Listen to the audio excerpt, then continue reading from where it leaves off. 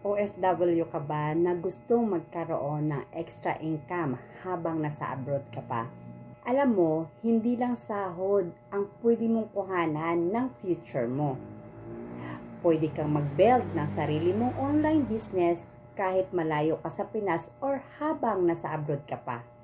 Ang challenge ng OFW life, limited time, malayo sa pamilya, at minsan, pag-uwi mo, wala ka pang ipon. That's why many OFW right now are learning digital entrepreneurship.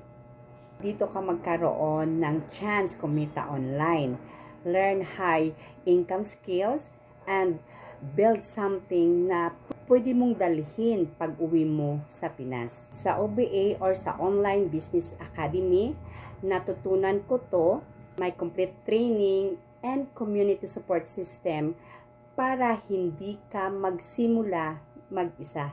Hindi mo kailangan mateki, basta willing kang matuto kasi merong mag-guide sa'yo dito ng step by step. Habang natututo ka, pwede mo nang simulan ang sarili mong online business. Kahit busy ka sa trabaho mo abroad, you can slowly build something para sa future mo at sa pamilya mo.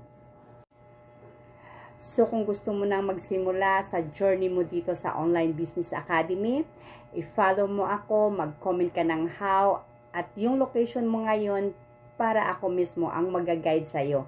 See you!